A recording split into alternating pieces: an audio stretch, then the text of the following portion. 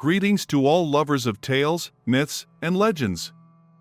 In the realm of gods and heroes, when the ancient land was still young and intimately connected to the heavens, Gaia, the Mother Earth, gave birth to three sisters known as the Erinyes. According to one version, Cronus stole the power to rule the world from his father Uranus because it was prophesied that one of Uranus and Gaia's children would overthrow Cronus. He ambushed Uranus when he descended to Earth and managed to castrate him with a sickle during their battle. As Uranus' blood dripped onto the Earth during the castration, the first drops gave rise to the Erinyes.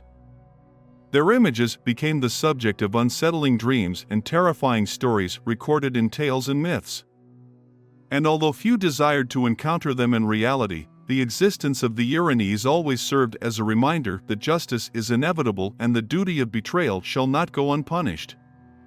They shook the heavens with their cries, summoning thunderstorms and terror.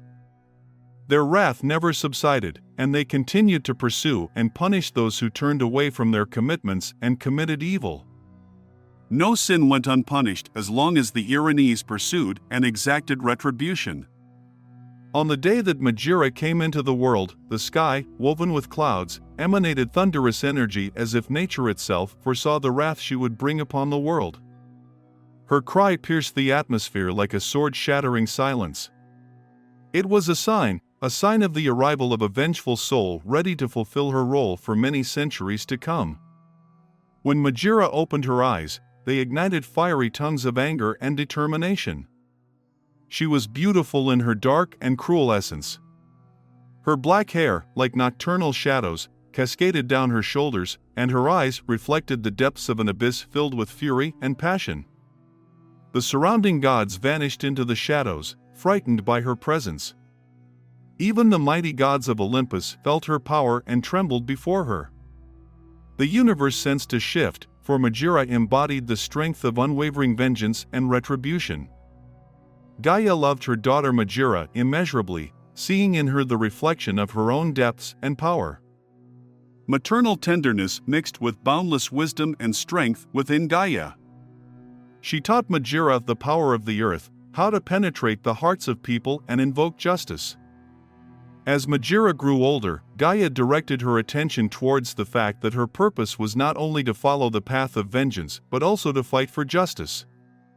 She explained to her daughter that their power and might should be directed towards protecting the oppressed and downtrodden.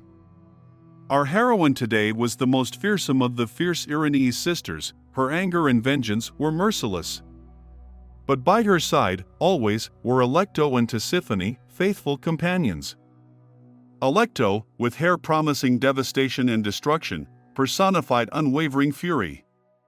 Tisiphone, with thunderous wings and fiery eyes, symbolized alarm and panic, which punished enemies.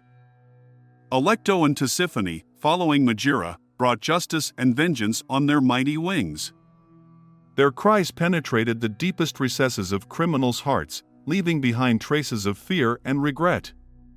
They knew no mercy, and their presence was an integral part of the cycle of punishment and redemption. Their powers merged together like streams of lava, ready to erupt from the very heart of the earth. Megaera stood at the shrine of justice, prepared to fulfill her destiny. And thus, over time, Megaera acquired her name, becoming a symbol of wrath and justice. Megaera was a beauty in a devilish sense. In her dark and wrathful eyes, there gleamed an uncontrollable fury, as if they were engulfed in the flames of vengeance. Megaera's short black hair was intricately braided, with snakes slithering through, creating picturesque sculptures on her head. The snakes, with their perceptive eyes, seemed perpetually alive, their sinister hissing audible as they moved. Megaera was clad in a dress of dark shades, as if permeated with the night's twilight. Her attire exuded an aura of mystery and power, and every movement of her body expressed a readiness to pursue her goal. Silver bracelets adorned her hands, intricately patterned, symbolizing their connection to divine strength. In Megaera's hands lay the artifact of vengeance, a sword with which she pierced the hearts of the unfaithful and traitorous. It was forged from dark metal, its blade reflecting light in unusual hues, creating the impression that it was honed with the most furious energy. symbols of ancient gods were carved on the hilt, enhancing the weapon's power. As Megaera was approaching, the air was becoming charged with an unusual electric energy, causing tremors and shudders among the criminals. Her presence struck and filled hearts with fear, for they knew that transgressors would not go unpunished. One day, Hercules had the misfortune of encountering Megaera. The reason for this meeting was the well-known goddess Hera, the wife of the amorous Zeus. Out of jealousy, Hera harbored dislike towards Hercules, as he was the result of Zeus' infidelity with the mortal woman Alcmene. As a result, Hera cursed Hercules, which is known as Hercules' madness or the madness of Lycaeus.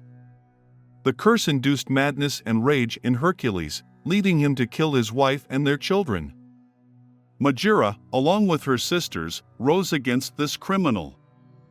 They pursued Hercules, tormenting his conscience, every step reminding him of his sins. In the shadows of the night, they appeared before him, bearing witness to his betrayal and urging him towards redemption.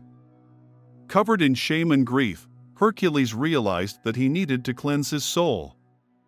He embarked on a difficult journey, performing labors and enduring trials to atone for his crimes. Megaera watched as his suffering led to transformation, slowly but surely diminishing his anger and wrath.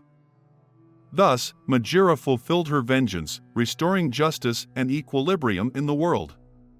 She became a symbol of retribution and punishment, and her name was used to denote fierce women who sought to defend their honor and dignity.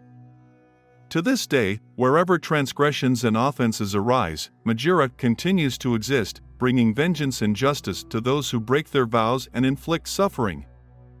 Mentions of Megaera in science and contemporary culture are not as widespread as those of other figures in Greek mythology. However, her name and the image of vengeance are occasionally mentioned or used in various contexts. In psychology, the term Megaera is sometimes used to describe furious or irritable women.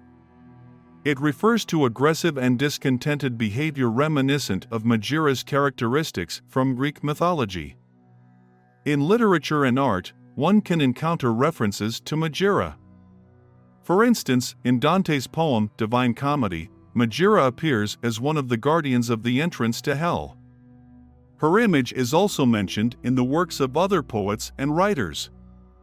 And that's all for today. Thank you for your attention, and don't forget to subscribe to the channel. See you in the next videos.